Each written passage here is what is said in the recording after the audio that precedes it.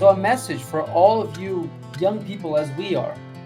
We are all, we have been taught that children basically are only costly, that we shouldn't have kids because the world is getting overcrowded and we're not going to have food and the landfills are bursting. Okay, I understand that. But Yahuwah said the first commandment of the scriptures, be fruitful and multiply. That is first given to the animals in Genesis 1:26, and then it is repeated again to Adam and Chava. One of our goals is to keep populating this earth. Because for a person to be saved and enter the kingdom of Yahuwah, this person needs to be alive first. Well. Shalom, y'all. Episode 20. Finally, We have made it. It's official. we made it. We are professionals now. Where's my plaque? Where's my diamond play button? Like you know what I mean? Like this is, you know, Where my Bugatti at? like I can't even walk outside anymore, dude. I can't even go to Chick-fil-A. I can't go to the grocery store, nothing without getting swamped. Yeah, everybody recognizing us. It's crazy. Like, yo, aren't you that love apple guy? Aren't you that dude obsessed with the love apples? Yeah. Like, I prefer to be known as a love apple connoisseur. You know what I mean? But It adds an umph to it. to each their own. Let me take a sip of this water. If you guys don't know, Let's do it together. Chaim, Chaim. you guys may not know, but I just did. I spent like an hour. I wasted Yoshi's time. Man had enough time to go make a sandwich. He went and used the potty. He hung out with his wife, wrote a poem, A little bit. went for a horse ride, and came back. And we just not getting started. But you know what? I'm just glad we're here. I'm glad you're here. But We most all. importantly, Yahuwah's glad you're here, and he's glad we're here too. So, welcome to episode 20, the big 2-0. 20, 20. How do you say it in Portuguese? Precise. Same 20 thing. 20. with a V instead of a B. Okay. Welcome to episode 20 today. Hey, and you know what? There's a lot of milestones happening on A lot of episode 20. milestones, a lot of first times. Today we complete Genesis. Amen. So if you have been watching this whole time, this is a big now. It's like we move. It's like a next. It's like that big step. It's next level. You know what I mean? So we're excited. Big moment. We're reading the last 4 chapters. Genesis. No, it's two. It's 2. Two chapters, 49 and 50. 49 and 50. And another thing that's happening is we are also live. At this very moment. And if it's not live, that means this got edited out because it didn't work as planned. So you know what? We try to go live, see if we can Just reel some suckers in. reel some guys in here, you know what I mean? I got the rod here. Yep. And got a nice little piece of bait on there. And we're gonna start live streaming these every Thursday night. Yahuwah willing. Yeah, willing. And if Oh, it's not, but didn't you say it was going to be Sunday like at 8 a.m.? Why are you guys changing your mind so much? Life happens, I guess. and it might change again. I ain't even gonna lie to you. You know what I mean? We just kind of go with the flow. And look, I know we're like, you guys are thinking it's episode 20. These guys are like professionals, like they just have like 1 million subscribers. They got all these people, like, but I still got a job, bro. I still got a job. Yoshi got his job, and we got a lot of obligations. So we're trying our best to like make this. And you gotta remember too, Yoshi's all the way in Brazil. I'm all the way in the United States here. Yeah. So to coordinate our 2 very busy schedules. I've gone through a lot of life changes recently. Got married, got into a new place. Plus work's always busy.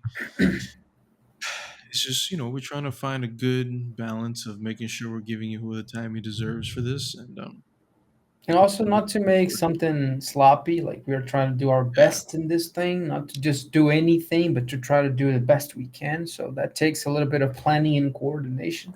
yeah, and and we're figuring it out. So it's Yeah. maybe yeah, willing one day we're able to just pour everything into this as we'd like, and then it's a different situation. But in the meantime, we're doing what we can with what we got. So we appreciate you guys for joining. Hey, man, don't forget to like, to comment, to subscribe. D- Don't forget to share. Sh- You know what the old adage is, man? Sharing is Caring. caring. And I know you guys care. I know. And also, comment, guys. Y'all ain't making no comments in these videos. Yeah, there's 41 of you guys. Like somebody's got to comment At something. least 41 comments, At minimum. least just say hi. Just say bye. Just say, Whatever.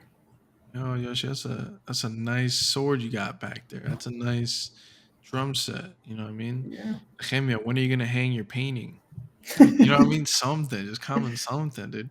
So, but yeah, man, like, comment, subscribe, share it with some friends, share it with family, share it on social media. We really appreciate it. It help us a lot, and it helped get Yahuwah's message out there. So I enough mean, lollygagging. Let's get to what really matters. Today we're reading in Genesis 42, 49 49. and 50. Is there ever a day Nehemiah will get it right? I guess you have to keep finding out or tuning I in to find out. mean, I think these love apple testings are taking its toll on your head. I am your counselor. I kind of have the right. Yeah, but if you cure me, then you're out of a job. So you can't, like, it's like big I'm pharma, working. I'm working myself out of a job, but in the long term. You know what I'm saying? right? You just gotta Slowly but stretch it out. surely. It's like big pharma, Like you Yeah. give us the medication so we can keep getting. Anyways, we're not gonna get into that. I'm not Sure. saying anything, man. I'm just saying what I'm saying. You know what I'm saying? Gotcha. So let's go ahead and get that Genesis 49, and see what kind of happens. What's the renewed covenant portion? We actually have Genesis 49 through 50, then Exodus 1 through 2. Ah, okay, so it's still for okay, Yeah. perfect. So we get to go into Exodus today. Yeah. We can Man, actually get into it. oh man, I'm excited. I got the, you know what I mean. I'm just like ready to go. Bam. Right there now. So Genesis 49, and we are finishing the book of Genesis tonight, Yahuwah willing, if we don't drop that in the next 15 minutes. So I hope not that quick. let's do it. You ready, my brother? Yes. You're reading first? Yeah, I'll read first. Odds are mine. All right, let's get it. So, and Yaakov called to his sons and said, gather yourselves together, that I may tell you that which shall befall you in the Yamim HaAcharonim, in the last days. Gather yourselves together and listen, you sons of Yaakov, and listen to Yasrachal your father. Reuvan, you are my Bachor, my firstborn, my might and the beginning of my strength, the excellency of dignity and the excellency of power. Unstable as waters, you shall not excel, because you went up to your father's bed, then you defiled it. He went up to my couch. Shimon and Lawi are brothers. Instruments of cruelty are in their dwellings. O my being, come not into their secret. Let not my kavod, my glory, be united to their kihila, their congregation. For in their anger they killed the man, and in their displeasure and self will they hamstrung an ox for pleasure. Cursed be their anger, for it was fierce, and their anger, for it was cruel.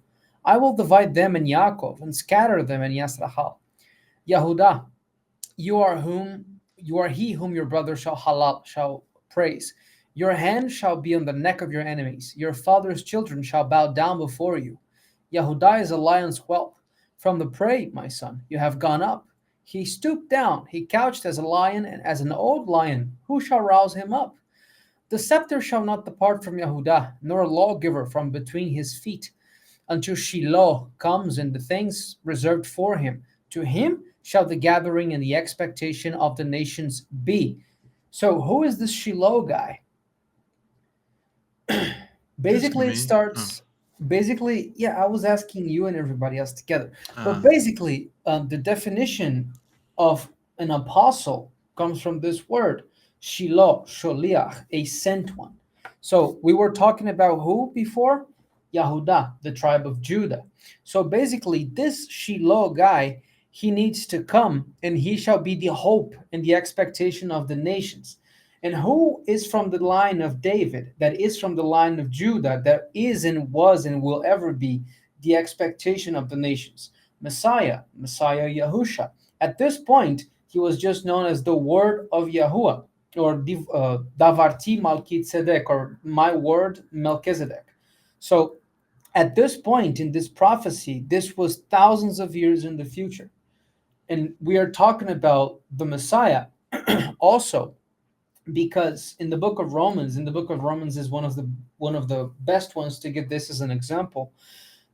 It is written that we are adopted children of Yahuwah, and we are adopted by this Shiloh's actions adoption. We are not brought forth children of Yahuwah because we are from the dust. He is not from the dust. He made us from the dust.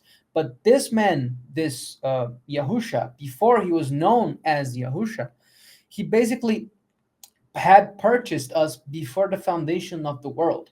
So even here in the book of Genesis, and we've seen Yahusha the Messiah in the first verse of the first chapter of Genesis, but throughout the Tanakh, or the Old Testament, we see not only the person of Yahusha, but everything that he was to accomplish. And this verse resonates a lot with me, at least, because look at the verbiage. To him shall the gathering and the expectation of the nations be. So he is going to do the gathering once he comes, and he is the sent one of the Father.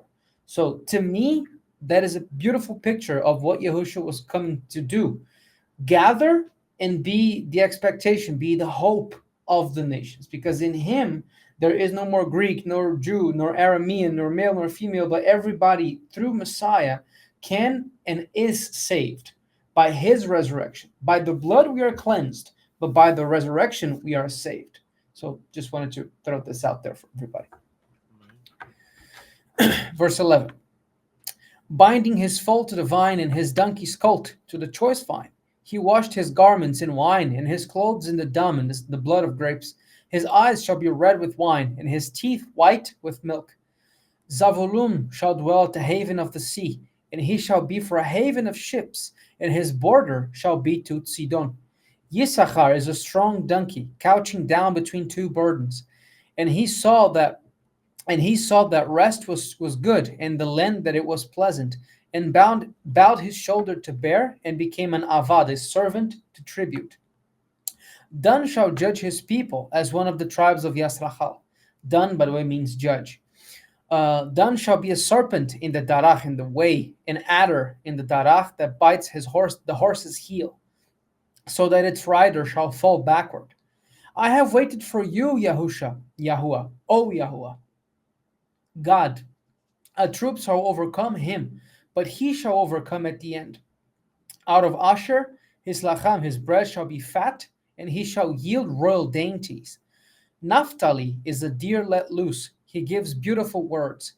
Yahusaph is a fruitful bough, even a fruitful bough by a well, whose branches run over the wall. The archers have severely grieved him, and shot at him, and hated him. But his bow abode in strength, and the arms of his hands were made strong by the hands of the mighty Elohayim of Yaakov.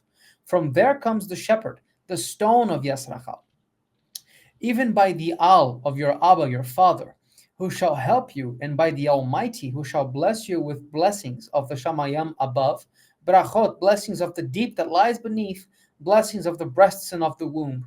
The blessings of your father have prevailed above the blessings of my ancestors, to the utmost border of the everlasting hills.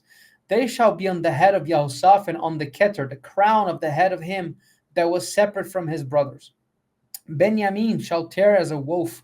In the bokar, in the morning, he shall devour the prey, and at Lila, at night, he shall divide the plunder. All these are the 12 tribes of Yasrachal, and this is what their Abba spoke to them and blessed them. Everyone according to their bracha, he blessed them. So basically, all these is a compilation of what would happen to the 12 tribes of Yasrachal in the future, near and far future.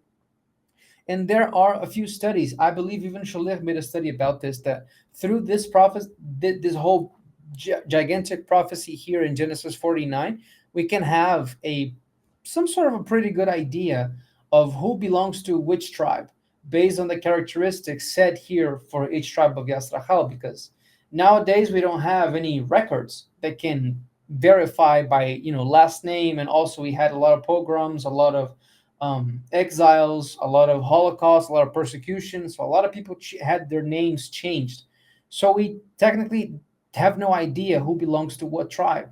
And my personal opinion is that Yahuwah did this on purpose, so we could flee finally from these lineage theologies that salvation is blood related, and if you're not of that specific tribe you cannot be saved, or if you don't have that specific skin color. So I believe Yahuwah did this on purpose to basically say you have only one door back to me, and this door is Yahusha, regardless of where you were born, regardless of what tribe you belong to, regardless of what skin color you have, regardless of if you are blue blooded or not. So, my opinion. Only blood that matters is Messiah's blood. Yeah, his is the only blood that kind of covers for sin perpetually. What 20 chapters? 29. We are Genesis 49 through 50. 29. And he charged them and said to them, I am to be gathered to my people. I'm going to die now. Bury me with my forefathers in the cave that is in the field of Aphrom the Hittite, in the cave that is in the field of Machpelah, which is before Mamre, in the land of Canaan, that Abraham bought along with the field of Aphrom the Hittite for a possession, for a burial place. They that buried Abraham and Sarah his wife, there they buried Yitzchak and Rivka his wife, and there I buried Leah. The purchase of the field and of the cave that is there was from the children of Chat.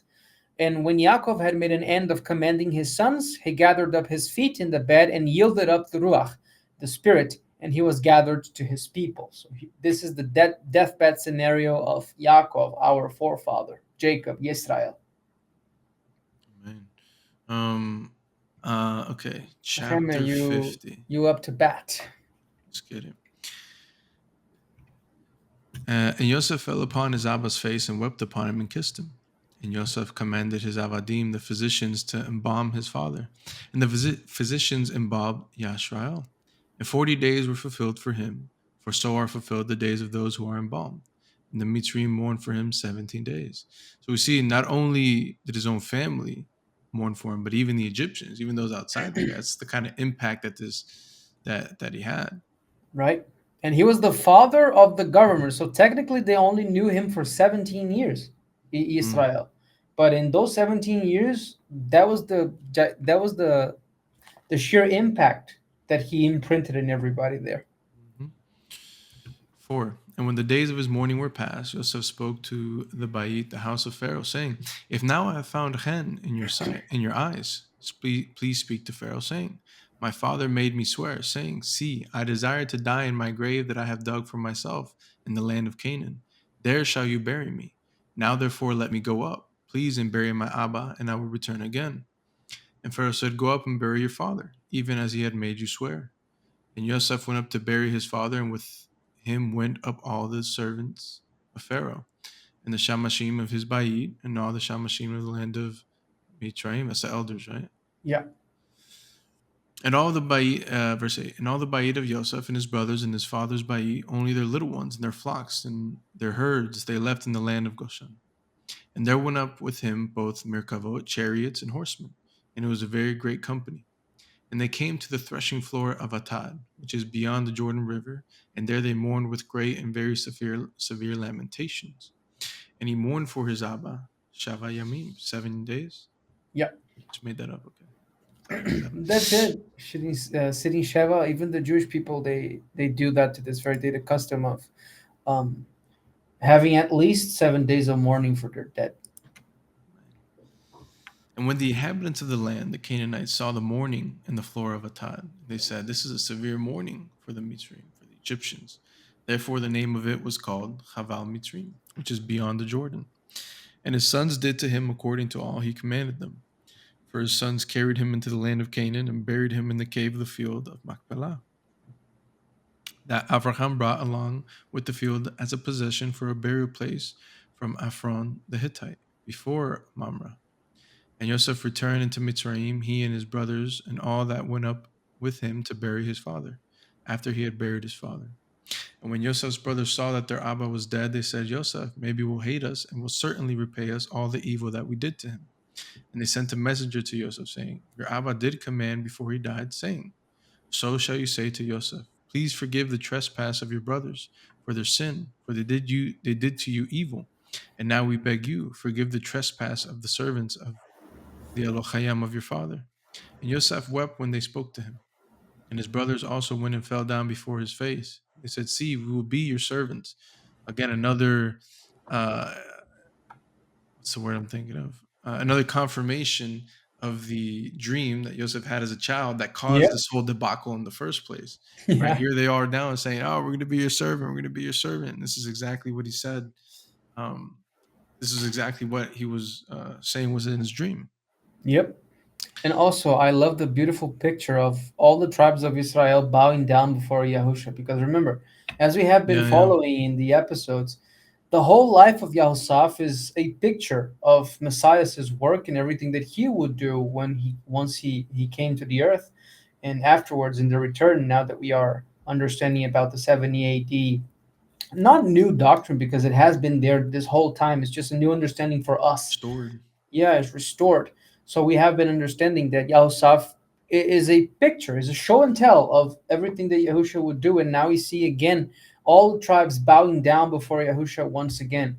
Our Father has been buried, and please don't avenge us for all the evil that we have done against you. And yet, what did Yahusha say? Forgive, Father, for these don't know what they do. So, like we see again, another confirmation, another messianic confirmation. If the scriptures, if you are reading the scriptures and you cannot see Messiah, there is a problem with that because the scriptures have to point to Messiah. It's all about the redemption of us. It's all about of His perfect work and everything that He accomplished, so we could be justified with Him. So, to me, that's beautiful. Right. And it's beautiful too, because if any of you have watched all the way from episode one, 20 some odd, 19 some odd episodes back, First of all, thank you. thank you. You're a real one. You're a real one. Um, what was the whole point of us? What was the whole thing we're trying to accomplish with this podcast? Was to start was reading through this parsha, reading through the first covenant with this renewed covenant, is connecting Messiah. Can we find the Messiah? Can we find that connection with Yahusha in the first covenant? Because what you see, nowadays, and we've talked about this probably a million times already, is just, nowadays you have this division, right? In mainstream quote unquote religion, which is basically that, for the most part, the Jews hold to the Jewish religion holds to the first half of the book. The Christians in the church hold on to the second half. They see the first half as, history, context. It's what got us here, but we are now in an era of grace. We no longer need any of this old stuff. And what we're willing trying to accomplish is show that it's not, there is no separation. It's a fulfillment, it's a connection, it's one entire picture. Yep. And when you see the scriptures as one entire picture, as opposed to just looking at a corner here, a corner there, a corner, you have a much better understanding and you have a much better connection to your Messiah, to Yahuwah, and to who you are as an individual in your faith.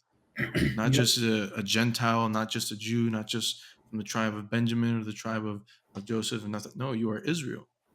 Even if you don't have Israelite blood, you are Israel, as it kind of connects to what we were saying earlier, through the blood of Messiah, because your blood Yep. doesn't matter. It's Messiah's blood that matters. And even if you have no Israelite DNA, through the blood, through his sacrifice and his adoption, you are Israel. And you have such a rich culture and a heritage that to connect with. And that'll just bring life and just rejuvenate and just it's indescribable when you understand that this is something that you're a part of, that it's not just these people in a book that existed 6,000 years ago. Like, no, you're a part of this. You are a continuation of all these people's work, of all their sacrifice. You are a continuation of this. You know what You I'm are saying? their Like, fruit, basically. you are their fruit. They all work, they sowed seed in these fields that you are harvesting. And That is the responsibility we have, is to continue in that work, to Yeah. bring more people, to wake more people up and say, no, this is who you are. This is what you have. Look at this inheritance that has been left to you. Amen. So, Baruch Hashem Yahuwah. amen. Baruch Hashem Yahuwah. Where were we? 19. 19. And Yosef said to them, fear not, for am I in the place of Elohim? But as for you, you thought evil against me. But Elohim meant it for Tov. Easy for him to say, you know what I mean? He's kind of like running the show over there in Egypt. Yeah. Yeah. He's the governor of everything. Yeah, that's Now what I'm it's easy saying. to say that. Yeah, yeah. But Elohim meant it for Tov, to bring to pass, as it is this day, to save many people alive. Again, painting more of a picture of what Yoshi is saying. Like, this is a type of Yahusha. Type of Yahusha. Now therefore fear not, I will nourish you and your little ones. And he comforted them and spoke kindly to them. And Yosef dwelt in Egypt, he and his father's house. And Yosef lived 110 years. And Yosef saw Ephraim's children until the third generation. The children also of Machir, the son of Manasseh, were brought up upon Yosef's knees. And Yosef said to his brothers, I will soon die, and Elohim will surely visit you and bring you out of this land to the land which he swore to Abraham, to Yitzhak, and to Yaakov. Yosef took an oath from the children of Yisrael, saying, Elohim will surely visit you, you shall carry up my bones from here. Yosef died being 110 years old. They embalmed him, and he was put in a coffin of Mitzrayim. Can you scroll up a little bit? Because this is going to kind of foreshadow what we're about to read in the next book here. Um, 24. And Yosef said to his brothers, I will soon die, and Elohim will surely visit you and bring you out of this land. What land are they in right now? Egypt. Egypt. To the land which he swore to Abraham, to Yitzhak, and Yaakov. And I think this is so important, especially, if anyone is watching right now, if they pay attention to any of Shalek's teachings with this whole, with the restored understanding of covenant eschatology, with understanding that Yahusha didn't physically come on the earth, but he came as a cloud in 70 AD and fulfilled every prophecy and every promise that he has made. Um, it this is, you start to see these examples. It's not like just something that just happens randomly. Like, you see these examples in scripture. What is Joseph saying? There's going to come a time where Yahuwah is going to call you out of this place, and and everybody knows Exodus. Most people have read Exodus. You understand that Yahuwah uses Moses to bring the Hebrew people out of Egypt and into the promised land, and so on and so forth. But as you move forward, you're going to see these continual promises and prophecies made, and promises and prophecies completed and come to fruition. And that is followed all the way up into the book of Revelation, and so on and so forth. Because Yahuwah does not speak empty words, and he's not a man nor the son of man that he should lie. When he tells us he's going to do something, when he tells us he's going to be at a certain place at a certain time to do a specific purpose, he is a Yahuwah of his word. So, Amen. And also to fit in with what you're saying. Basically, we always read about the land of Canaan, this physical land that has a physical name and a physical location. But remember, this principle that we are going to read in the next few weeks, Yahuwah willing, of Exodus 25:40. And I know I'm, jumping the gun a little bit, but that is the principle of do according to all the patterns that I showed you in the mountain, because they are mirrors of the patterns in the Shamayim. So what is my point with this? If we have a Canaan below, we have a Canaan above. And what does Hebrews 11 say about this? For our forefathers, they looked for a city whose foundation the builder and maker is Yahuwah. In other words, they were not, of course, they were promised the physical land, yes, to establish the nation. But our end goal, as Nehemiah was saying, this is but a picture. This is a mere picture of this whole thing. Our focus is the New Jerusalem, and the New Jerusalem is where Yahuwah dwells, and Yahuwah is nowhere near the current Jerusalem there in Tel Aviv and Haifa or whatever, in the physical land of Israel. He lives in a set apart place, and it is to that place that we should be journeying towards. So yeah, Hebrews backs up what we are trying to say here. a Now we big go, moment, big yeah, moment here. in gigantic moment. Now let me just backtrack because we need to go to Exodus chapter 1 now. If anyone's on the live stream, right? We just read through Genesis, and we just finished the last two chapters. Now we're going to go into Exodus 1 and 2. on the live stream we don't have the scriptures up just because of the format. Maybe one day we'll get it together and we'll be able to fix it. Yeah, But in the meantime, you should get your scriptures and follow along. We're in Exodus 1. let's do it. Yeah, And today about to be a little short and sweet because we are finishing Genesis and also starting the book of Exodus. And Yahuwah willing, soon enough, we're gonna have like a little treat for you guys and for us at least, yeah, where we're gonna do like a special video, probably recorded, not live, but a special video nonetheless about our testimonies, talking about our lives and how we ended up here, basically. yeah, yeah. So today is a little short and sweet, shorter than it is normally. All right. So Exodus 1, Shemot 1. And this is to say, why are the books of the why are the names of the books the way they are? Because of normally the first sentence. So why is Genesis Bereshit in Hebrew? Because that's literally the first word that comes to Beginning. pass. Yeah, beginning, in the beginning. Why is the book of Exodus named Shamot? Because Shamot means names. And the starting line is, these are the names of the children of Yisrael. So this is how we got to these names that we have in the Hebrew. And of course, for convenient, how do you say conveniency? For For convenience. convenience, we have like in English or in Portuguese or whatever language that you choose. For instance, why is it Exodus? Because this book talks about the exodus of the Yes. people, but originally it was based on the first sentence of the scriptures. So Shemot 1.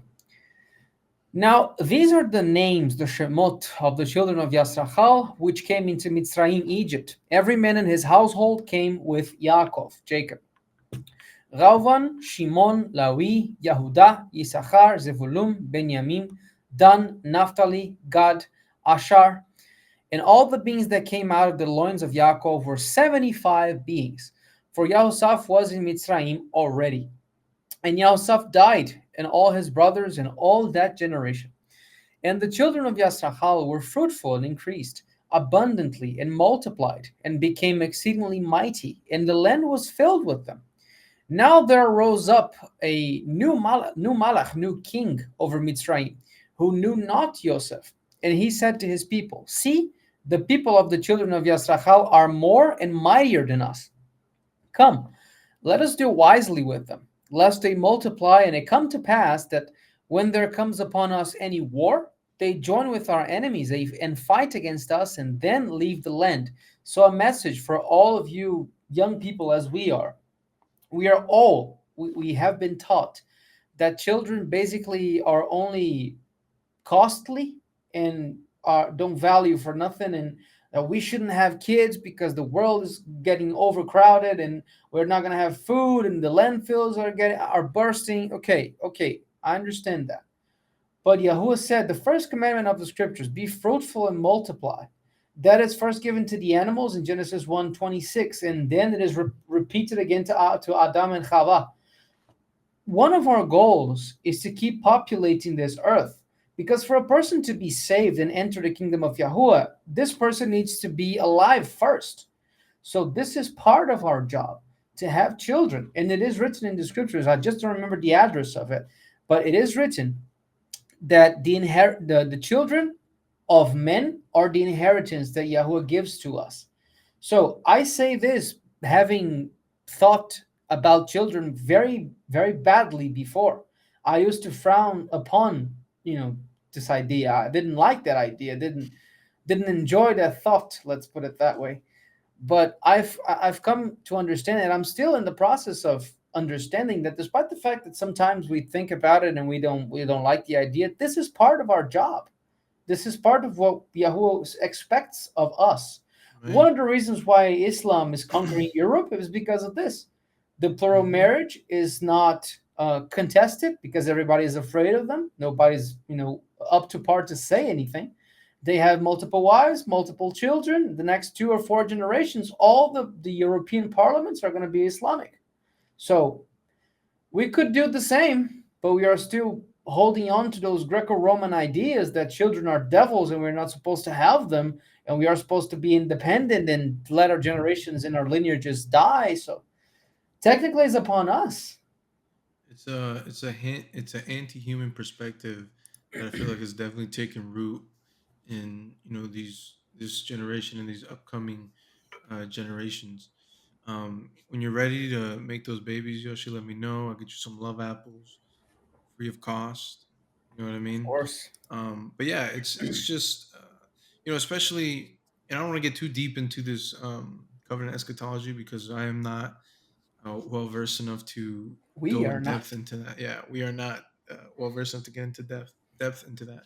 But I think it's also when you don't have the proper understanding that the world isn't going to end, and uh, it's not gonna you're just not gonna come and nuke the world and lay it out to obliterations, which creates this kind of pessimistic, um, you know, why even bother? Why invest? Why even try?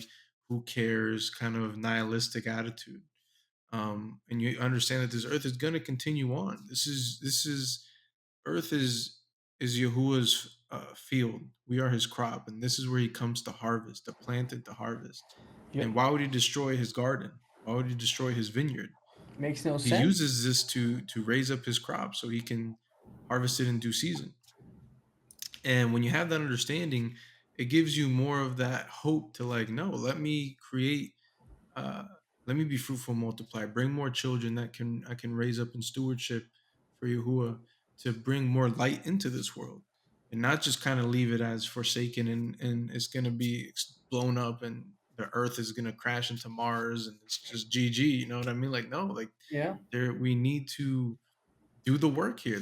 There is the harvest is plenty, but the workers are few. Like we need more workers. And this anti-human view, which whether it's through AI and this whole transhumanist perspective, not to get into this whole, like Cyberpunk conspiracy, perspective. cyberpunk vibe or anything like that, but it's very evident. Like you see it all the time. I mean, I'm only 28, but I have so many friends, or you see it all the time on Twitter, on X, on social media, on Reddit. Everybody talking. I can't. I'm not having kids. I can't afford kids. I can't do this. I can't do that. And it's all fear based. And we know that Yep. that fear isn't from Yahuwah because Yahuwah hasn't given us a spirit, the spirit of fear, right? Yep. So we know that's of the enemy, and that's sometimes like you don't have to end a population through war, through famine, through disease. You see what's happening, like Japan, right? Yeah. Like their population is collapsing, A and lot of old people, not a lot of new people. yeah, yeah, and so anyways, be fruitful, multiply, man. Have some Yeah. babies. You know what I And mean? If Yahuwah also blesses you, have them. and also the market. Why do you think the housing is so expensive? Nobody can buy houses, nobody can have children if because they don't have a roof to put over these children's head. Yeah. And then that's the slippery slope. So verse 10 again. Come, let us deal wisely with them, lest they multiply, and it comes to pass that when there come upon us any war, they join with our enemies and fight against us and then leave the land. Therefore they did set over them taskmasters to afflict them with their burdens. And they built for Pharaoh the treasure cities of Pitom and Ramses. But the more they afflicted them, the more they multiplied and grew. And they were grieved because of the children of Yasrachal. And the Mitzrim, the Egyptians, made the children of Yasrachal to serve with harshness. And they made their lives bitter with hard bondage, with mortar and with brick and with all manner of service in the field. All their service, which they made them serve with, was with harshness. And the Malach, the king of Mitzrayim, spoke to the Avri midwives, the Hebrew midwives, of which the name of one was Shifra and the name of the other Pua. And he said, when you perform the office of a midwife to the Hebrew women and see them upon the stools, if it be a son, then you shall kill him. But if it be a daughter, then shall she live. But the midwives feared Elohayim and did not obey what the Malach of Mitzrayim commanded them, but saved the male children alive. And the king of Mitzrayim called the midwives and said to them, why have you done this thing and have saved the male children alive? And the midwives said to Pharaoh, because the Avri women are not as the Mitzri women, the Hebrew women are not as the Egyptian ones, for they are lively and are delivered before the midwives come in to help them. Therefore Elohim dwelt well with the midwives, and the people multiplied and became very mighty, very mighty. And it came to pass, because the midwives feared Elohim, that he made them houses. And Pharaoh charged all his people, saying, every son that is born to you, him shall you cast into the river, but every daughter you shall save alive. Chapter 2. And there went a man from Bait Lawi, from the house of Levi, and took as a wife a daughter of Levi. And the woman conceived and bore a son. And when she saw that she was a beautiful child, she hid He him. he was a beautiful He was a child. beautiful child. Sorry, I don't mean to misgender. She hid him hold on, 3 months. And when she could no longer hide him, she took for him an ark of wicker and coated it with slime and with pitch and put the child inside. And she laid it in the reeds by the river's bank. And his sister stood far off to know what would happen to him. And the daughter of Pharaoh came down to wash herself at the river, and her female servant walked along by the riverside. And when she saw the ark among the reeds, she sent her servant to get it. And when she had opened it, she saw the child. And see, the baby wept. And she had Rachamim, had mercy on him, and said, this is one of the Avri children. Then said his sister to Pharaoh's daughter, shall I go and call you a nurse from the Avri woman, from the Hebrew women, that she may nurse the child for you? And Pharaoh's daughter said to her, go. And the servant went and called the child's mother. And Pharaoh's daughter said to her, take this child away and nurse it for me, and I will give you your wages. The woman took the child and nursed it. Which is something I always found weird. Like, I mean, I guess in this case it's not super weird because it's like not her physical baby, but like Right. people who like have other like women. I mean, I guess if like maybe you have some kind of medical condition or something, but like if you like could do it, I feel like it's kind of weird like having your baby on someone else's like I mean, the concept of breast. babysitter doesn't start with us. It started with these dudes. Yeah, yeah. I got money. I don't have time And, for that. hey, I mean, babysitting is one thing. You know, having your kids, you know, drink milk from some other lady, that's like cheating. That's like That's the point. It child started like cheating. this. You know what I'm saying? You know what I mean? Yeah, yeah. That's true. Where was I? 8? 9. 9. And Pharaoh's daughter said to her, take this child away and nurse it for me, and I will give you your wages. And the woman took the child and nursed it. And the child grew, and she brought him to Pharaoh's daughter. He became her son. And she called his name Mosheh, Moshe or Moses. And she said, because I drew him out of the water. And it came to pass in those days when Moshe had grown, that he went out to his brothers and looked on their burdens. And he saw the Egyptians smiting the Hebrews, smiting a Hebrew, one of his brothers. And he looked all around, and when he saw that there was no man, he killed the Egyptian and hid him in the sand. And when he went out the second day, see, 2 men of the Hebrews argued together. And he said to them that did the wrong, why did you smite your neighbor? He said, who made you a prince and a prophet over a judge over us? Gotcha. Do you intend to kill me as you killed the Mitri, the Egyptian? Moshe feared and said, surely this thing is known. Now when Pharaoh heard this thing, he thought to slay Moses. You know what I mean? But Moses fled from the face of Pharaoh and dwelt in the land of Midian.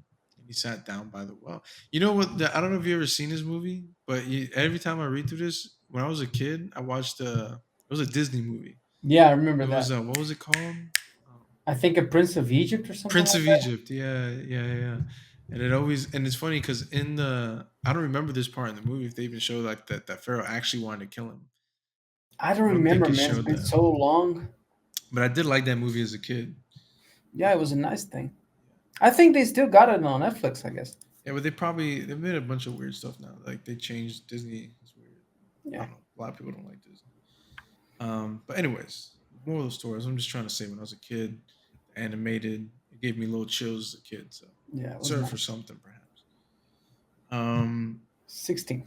16. Now when the Kohen, the priest of Midian, had 7 daughters, and they came and drew water and filled the bowls to give water to their father's flock. The shepherds came and drove them away, but Moshe stood up and helped them and watered their flock. When they came to Reuel, their Abba, he said, how is it that you came back so soon today? And they said, an Egyptian delivered us out of the hand of the shepherds, and also drew enough water for us and watered the flock. And he said to his daughters, and where is he? Why is it that you have left the man? Call him, that he may eat a meal. And Moses was content to dwell with the man, and he gave Moses Zipporah, his daughter. And she bore him a son and called his name Gershom. For he said, I have been a stranger in a strange land. 22 23. again. 22. Okay. And she bore him a son and called his name Gershom. For he said, I have been a stranger in a strange land. And it came to pass, I like that, I've been a stranger in a strange land. And it came to pass in due time that the king of Egypt died, and the children of Yashrael sighed because of the bondage, and they cried, and their cry came up to Elohim because of the bondage. And Elohim heard their groaning, and Elohim remembered his covenant with Abraham, with Isaac, and with Jacob. And Elohim looked upon the children of Yashrael, and Elohim took note of them. Hmm. And Reminds me of when uh what's her name? The first Ishmael, his mother, what was her name? Hagar. Hagar, yeah. When she was when she, She was that an was a Egyptian mess. as well. That was a messed up situation. But they basically used her to get a baby. Then they regretted having the baby, and they kicked her out, and they sent her off to die. And she was in They the desert crying. name here Sarah. She was the one freaking out. Yeah, yeah, yeah. And she ran off into the desert to basically die and set Ishmael out and under some shade and just left him there to cry. And then Yahuwah heard the cries. So Yahuwah hears our cries. You know what I mean? All right. Guys, if you made it this far, Thank you. first of all, maybe you guys were with us in the live stream. You know what I mean? So if you were, uh, thanks for being in the live stream and thanks for also watching the recording. We hope you guys enjoyed. We hope you guys got something out of it. Yeah, willing, Yahuwah has used us to um, do something for you. You know what I Yeah. mean? Whatever, whether it's keeping you company, whether it's sharing the word, maybe giving you a good insight. Maybe Um, helping you read. yeah, maybe helping you read more, giving you, it's like a little book club. Yeah. You know what I mean? Um, so hey man, make sure you like, make sure you comment, make sure you subscribe, share it with your friends, with family, share on social media. It's the best way you can help us if you like what we're doing here. And if you believe in the vision, what's the vision, you ask? Well, the vision is to get Messiah in front of as many people as possible and help them realize that there is a Yahuwah came down for you, that he came to give you a better life, that he came Amen. to give you an escape from the suffering, from the peril, from the lack of shalom, that he came to give you not just life, but life abundant, and to give you a shalom that passes all understanding, and to Amen. give you a rest, and to nourish you, to feed you, to love you, to give you a community, to give you a family, not one that's going to turn their back on you, not one that's going to cast you away, but bring you in and build you up, and so on and so forth. So, hey, love you guys, appreciate you, and we'll catch you on the next one. Shalom, shalom. Amen. Shalom, y'all.